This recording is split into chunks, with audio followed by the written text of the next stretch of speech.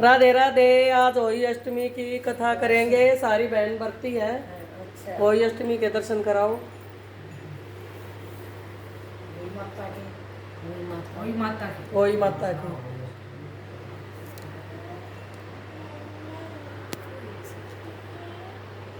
आपको सही आती है आपके हिसाब से पूरा सातों में पड़ जाएगा कहीं चलो कथा शुरू करो।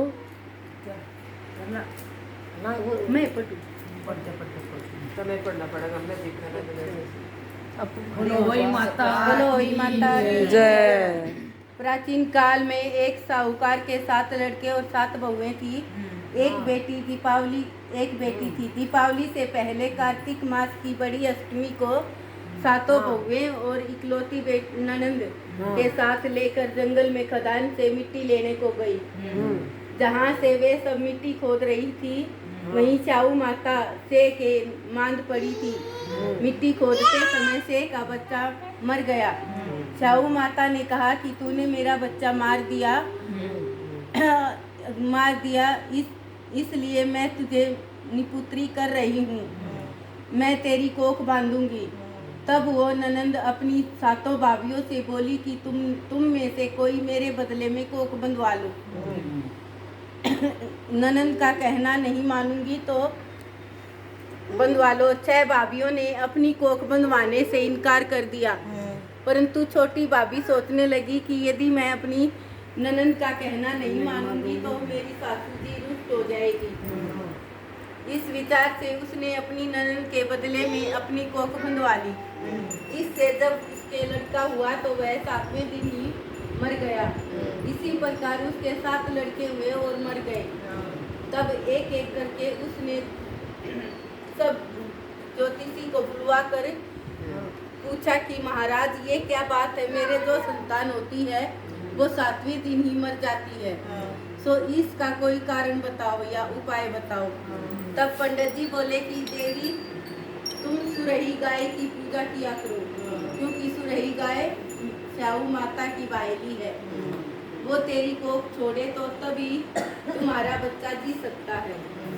इसके बाद वे से वह बहू नित्य प्रति प्रातः काल उठ करके चुपचाप सुरही गाय के नीचे सफाई करके अनेक प्रकार से सेवा खिदमत करती।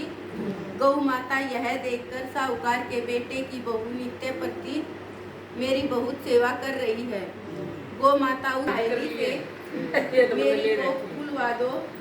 उस दुखियारी की यह बात सुनकर गौ माता बोली, अच्छा एक दिन उसे साथ ले 7 समुंदर पार अपनी बायली के पास चल दी। मार्ग में धूप बहुत कड़ी पड़ रही थी तो वे दोनों एक पेड़ के नीचे छाया में बैठकर थोड़ी देर में वहां एक सांप आया और उसी वृक्ष पर गरुड़ पंखनी के बच्चे दे रखे थे। वो सरक उन बच्चों को डसने लगा। तब साहूकार की बहू ने उस सरक को मार करके ढाल के नीचे दबा दिया और बच्चों को बचा दिया। थोड़ी देर में गरुड़ पंखनी वहां आई तो वहां खून पड़ा देखकर साहूकार की बहू के चोचे मारने लगी। तब वह बहू बोली कि मैंने ही तो तेरे बच्चों को बचाया है सरक से और तू ही मेरी दुश्मन हो गई। मेरे सिर में जुएं पड़ गई हैं। तब सुरही जब जुएं निकाल दी तो चाऊ माता बोली कि तूने आज मुझे बहुत आराम दिया है, इसलिए मैं तुझसे बहुत प्रसन्न हूँ। तो आज जो चाहे वचन से मांग ले, तुझे दूंगी। तब साहूकारनी बोली कि वचन दो तो मांगू। चाऊ माता बोली अच्छा वचन दिया और कहा कि यदि मैं अपने वचन से फिरूंगी तो धोबी कुंड में कुंकरी हो जाऊंगी। तब साहूकार की बहू बोली कि मेरी कोख तुम्हारे नित्य प्रति गणेश जी की पूजा किया करती थी। गणेश जी जो साक्षात सन्मुख आकर कहते थे कि बुढ़िया मांग ले। बुढ़िया कहती मुझे मांगना नहीं आता तो कैसे मांगू, क्या मांगू। तब गणेश जी बोले अपने बेटे बहुओं से पूछ कर मांगू। तो बुढ़िया ने अपने पुत्र और बहू से पूछा तो बेटा बोला कि धन मांग ले, बहू बोली के नाती मांग ले। और बुढ़िया ने सोचा कि बेटा बहू तो अपने काम की चीज मांगे और के। अपने अपने मतलब की चीजें मांगते हैं। हाँ अतः उस बुढ़िया ने पड़ोसियों से पूछा, तो पड़ोसियों ने कहा कि बुढ़िया तेरी थोड़ी सी जिंदगी है, हाँ। तू धनोर नाती जाके करेगी, अपनी आंख मांग ले। मेरे जैसी कान ढोड़ा बाज रहा आँख की जरूरत देख के हो रहा है, कुछ ना नेत्र मांग ले, पानी जिससे पूछ-पूछ तेरी कर ही जाऊं। जिंदगी आराम से कट जाएगी। हाँ, उस सही बुढ़िया कहा। ने बेटे और बहू पड़ोसियों की बात सुनी।